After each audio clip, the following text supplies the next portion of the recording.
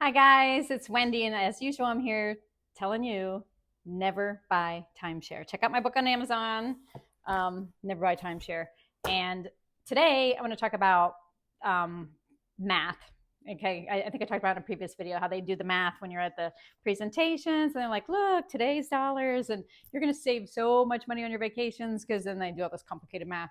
Well, let me do my math today to show you why timeshares are a terrible investment. This is something that no real estate, or I'm sorry, no timeshare presenter is ever going to tell you. So I'm going to do a comparison over a 20-year scenario of what to do with initial outlay of money. Okay, because the average timeshare costs between $20,000 and $30,000. We're going to go with 25,000 then as our outlay there. So here's my math.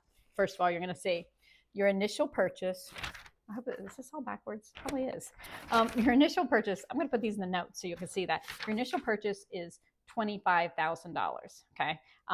Annual maintenance fees is going to be $1,200. It averages anywhere from again $1,000 to $1,500. I just picked $1,200 as a nice little round number there, and it usually will increase 5% yearly. Okay, $1,200, 5% yearly. Your total MF, which doesn't mean what you think it means maintenance fee costs is going to be 41,000. Okay, that's a lot of money. Jeez.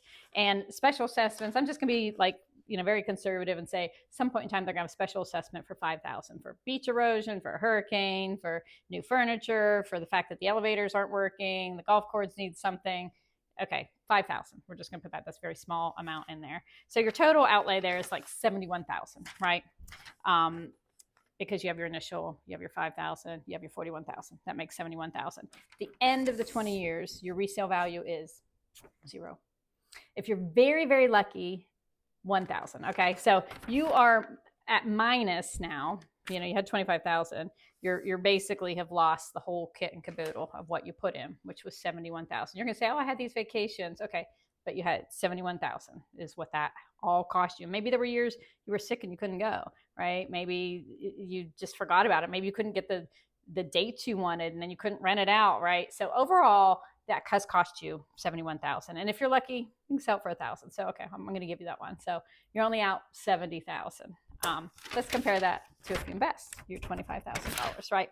So you're going to invest it, and then every year that $1,200, instead of putting it into maintenance fees because you got to pay it, you're going to pop it into that fund, right? And it's going to go up an average of 10% over 20 years, which is going to give you $177,000 versus minus $70,000, right? So it's like $250,000 if you would, go from out of the hole to in the hole. But you have $177,000. There's a lot of vacations you could take with $177,000 over that 20-year period of time, right? And there would be a lot. You're already taking other vacations because timeshare doesn't cover everything, right? You may have had to go to Houston, Texas for a quilt show, like I would, but there's no timeshare there, so you had to pay hotels anyway, right? And so you wanted to go to the beach, but then no, you wanted to go with a bunch of friends, and your condo only fit two people, so you ended up renting out hotel rooms. It's not going to fit all your time period and stuff anyway. The way they make it sound at the little talks is this is your vacation. This is going to cover all your vacation. It doesn't. It's never going to be able to do that. It's going to take you to one place at one period of time, and it's probably not going to be the period of time that you actually want because there's going to be some complicated formula of how to get it. So it's just not going to work out. So I would much rather have $177,000 over that 20-year period of time that I can work with for my vacations as I'm investing, than to, just be not doing it at all. So you're going to be better off financially math to take your money and invest it because you're ending up having to pay for your vacations anyway. And it gives you several scenarios, right? The money you gave them for maintenance fees, even if you don't go that year, you don't get it, right? It's gone. Meanwhile, I could invest it and then my car breaks down and I need to pull the money out. It's liquid, right? It's my money. I get to use my money. I'm not giving it to somebody else. It's in a fund and I can access it as I need it. If I can let it sit, great. It's going to be a nice little nest egg for 20 years from now. But if not, at least it's still my money and I can use it as I go. And it's flexible. I can pull it out for anything and I can vacation wherever I want. But if I can just keep it out there, it'll grow. But that $25,000 you're going to give to the timeshare developer, you're never going to get that back, ever. Because at the end, when you go to sell it, there's no value. It hasn't doubled in value like it would if you had invested it. So again, the math just doesn't fit when you do timeshares. You have a depreciating asset. It's not even an asset. I wouldn't even call it an asset. It's liability because it's making you pay every single year, whether you use it or not. So, and, you know, and that's not even calculating transportation costs and food and travel and the fact that you broke your leg and you can't go skiing this year.